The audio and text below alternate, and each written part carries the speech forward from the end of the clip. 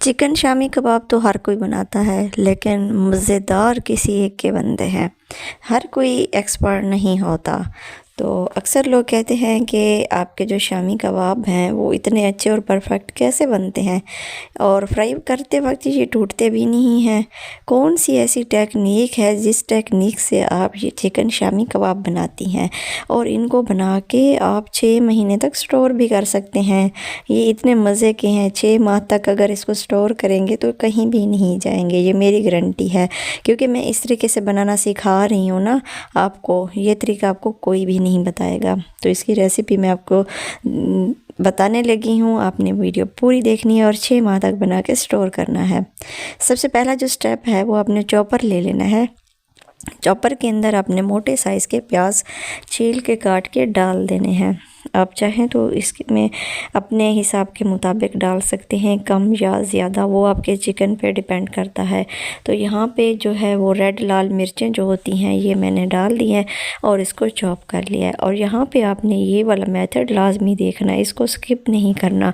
अगर आपने स्किप कर दिया तो आपके शामी कबाब अच्छे नहीं बनेंगे, जो कि आपको अच्छे बनाने चाहिए। और यहाँ पे जो है, यहाँ पे हमने इसको एक प्लेट में डाल देना है। मिक्सी से निकाल के आपने इसको एक प्लेट में डालना है। और आपको मैंने बताना है कि आप ये वाला स्टेप आपने किस तरह करना है। इसका हमने पानी निकालना है प्याज और सब्ज़ मिर्चों का। अगर आप बच्चों के लिए बना रहे हैं तो इसके अंदर सब्ज़ मिर्चें या लाल मिर्चें ये आपने नहीं डालनी, बल्कि इसकी जगह आपने शिमला मिर्च, लाल वाली भी होती है और ग्रीन वाली भी, जो आपकी मर्ज़ी वो आप डाल सकते हैं। यहाँ पे जो है आपने ग्लव्स इस्तेमाल करने हैं, क्योंकि इसमें मैंने तीखी लाल मिर्चें डाली थी और जिसकी वजह से आपके हाथों पे भी लग सकती हैं। तो यहाँ पे आपने इस चीज़ का लाजमी इस्तेमाल करना है, ग्लव्स का। पानी इसका सारा हमने निकाल लिया, ये आप देख सकते हैं। प्याज हमारे पास ड्राई हो चुके हैं। और यहाँ पे है चने की दाल, इसको मैंने बॉईल करके रख दिया था। ये देखिए बिल्कुल ड्राई है, क्योंकि इसको बॉईल करने के बाद मैंने छलनी में रख दिया था, पानी इसका बिल्कुल ड्राई कर लिया है। यहाँ पे ये स्टेप आपने लाजमी नोट करना है, इसके अंदर पानी नहीं होना चाहिए। सब्ज़ धनिया आपकी मर्ज़ी, आप इसमें जितना डालें डाल सकते हैं, ज़्यादा है तो ज़्यादा डालें। और यहाँ पे चिकन का मैंने इस्तेमाल किया, बोनलेस चिकन 1 किलो का मैं बना रही हूँ। और इसके अंदर 1 पाव चने की दाल है। 1 किलो चिकन में 1 पाव चने की दाल, ये बराबर मिकदार में डालनी है और बहुत ही परफेक्ट रेसिपी है। तो मैंने हाफ़ हाफ़ करके इसको जो है वो इसके अंदर चॉपर में चॉप कर लिया। ये बिल्कुल आटे की तरह हमारे पास बन के रेडी हो चुका है। अब इस मटेरियल को भी हमने किसी बर्तन में डाल देना है और इसको अच्छे से गूंद लेना है। यहाँ पे गूंदना लाजमी होता है। अक्सर लोग क्या करते हैं कि एक तो उनकी चने की जो दाल होती है उसमें पानी होता है, जिसकी वजह से वो नमी की वजह से आपकी शामियाँ टूट जाती हैं। यहाँ पे आपने पैकेट के मसाले का इस्तेमाल करना है, नहीं तो आप घर पे भी इस मसाले को रेडी कर सकते हैं। चिकन शामी कबाब का मसाला जो है वो बाज़ार में आसानी से मिल जाता है, वो आप ले लें। और लेमन का जूस आपने लाजमी डालना है, हाजमे के लिए बहुत परफेक्ट होता है। और ये प्याज और जो मिर्चें हमने बनाई थी और इनका पानी निकाल लिया था, बिल्कुल ड्राई थी, तो ये हमने डाल दिया। आप देखिए प्याज का पानी भी निकाल लिया, चने की दाल बॉयल की उसका पानी भी हमने बिल्कुल खुश्क कर लिया। चिकन जो है उसको धो के उसका जो पानी है वो भी हमने छान लिया। बिल्कुल सारी चीज़ें यहाँ पे ड्राई हैं। आपने देखा इसमें बिल्कुल नमी नहीं है। अगर थोड़ी बहुत गलती हो गई आपसे, अगर आपकी चने की दाल के अंदर थोड़ा बहुत भी पानी हुआ ना, तो ये बिल्कुल अच्छी नहीं बनेंगी, रेशादार नहीं बनेंगी, टेस्टी नहीं बनेंगी। तो आपने बिल्कुल इसको ड्राई सा कर लेना है। जितना ये ड्राई होगा ना आपका बैटर, उतनी ज़्यादा मज़े की बनेगी। अक्सर लोगों की रेसिपी मैंने देखी है कि जब वो यहाँ पे आ जाते हैं इस स्टेप पे, तो इसको फ्रिज में रख देते हैं 1 या 2 घंटे के लिए, बाद में शामी बनाते हैं। लेकिन मैं इसको रखने वाली नहीं। जैसे ही हमने इसको गूंद लिया अच्छे से आटे की तरह, तो फ़ौरन से ही इसकी शामी टिक्कियाँ बना लें। अगर आपने इस तरीके से बना ली तो यकीन करें 6 माह तक कहीं नहीं जाने वाली।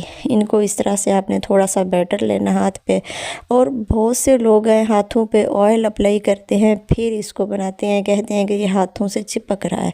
चिपकता इसलिए आपका जो बैटर है इसके अंदर नमी होती है, पानी होता है کسی نہ کسی ایک جگہ پہ آپ غلطی کر جاتے ہیں، جس کی وجہ سے آپ کی شامیاں کافی زیادہ نمی والی بنتی ہیں، جس کی وجہ سے جب آپ فرائی کرتے ہیں تو یہ ٹوٹ بھی جاتی ہیں اور کافی جو ہے وہ عجیب ٹیسٹ کی بنتی ہیں۔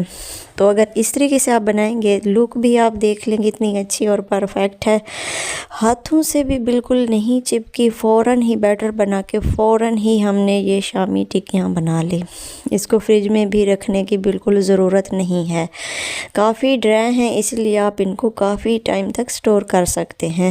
اگر آپ کے پاس زپ لاک بیگ ہے تو اس میں بنا کے اس کو سیو کر لیں اور فریج کے اوپر والے خانے میں اس کو رکھ دیں، یعنی فریزر میں رکھ دیں، تو یہ کہیں بھی نہیں جانے والی۔ جب بھی فرائی کرنی ہوتی ہیں تو آپ نے 1 گھنٹہ یا 2 گھنٹے پہلے نکال کے رکھ دینی ہوتی ہیں، بعد میں آپ اس کو انڈا وغیرہ لگا کے فرائی کر سکتے ہیں، نہیں تو انڈا لگانے کی بالکل بھی ضرورت نہیں ہے۔ وہ لوگ انڈا لگاتے ہیں شامی ٹکیوں پر جن کو خدشہ ہوتا ہے کہ ہم نے اس طریقے سے بنائی ہیں تو یہ فرائی نہیں ہوں گی، ٹوٹ جائیں گی۔ یہ آپ دیکھ سکتے ہیں کافی زیادہ یہ میں نے بنا لی ہیں، تو اب جو ہے کچھ میں یہاں پہ فرائی کر لوں گی، کچھ سیو کر لوں گی، اور یہ ایسی ٹکیاں ہیں ایک دوسرے کو اوپر بھی اگر آپ اس کو رکھ لیں تو یہ نہیں چپکیں گی، اور بغیر گھی کے بغیر آئل اپلائی کیے ہم نے ان کو بنا لیا ہے۔ اب یہاں پہ میں کچھ جو ہے وہ سیو کروں گی اور کچھ جو ہے وہ فرائی کروں گی۔ طریقہ جو آپ نے دیکھا ہے بالکل اسی طریقے سے اگر بنائیں گے نا تو یقین کریں آپ کو بہت اچھی لگیں گی، اور پرفیکٹ طریقہ بھی اس کا یہی ہے کہ کسی چیز میں نمی نہ رہے، بالکل خشک چیزیں استعمال کرنی ہیں، تب جا کے آپ کی یہ ٹکیاں اچھی بنیں گی۔ تو یہ میں نے 2 میرے جو ہے وہ زپ لاک بیگ جو ہے وہ فل ہوئے تھے، اور باقی جو ایکسٹرا اوپر سے بچ گئی تھی وہ ہم نے فرائی کر لی تھی۔ تو یہاں پہ ایک بیگ یہ ریڈی ہو گیا اور دوسرا یہ، تو ان کو میں نے سٹور کر لیا۔ تو اس طرح سے اگر آپ بنائیں گے تو یقین کریں آپ کو بہت مزہ آئے گا۔ امید ہے ریسیپی اچھی لگی ہوگی۔ Thanks for watching. اللہ حافظ۔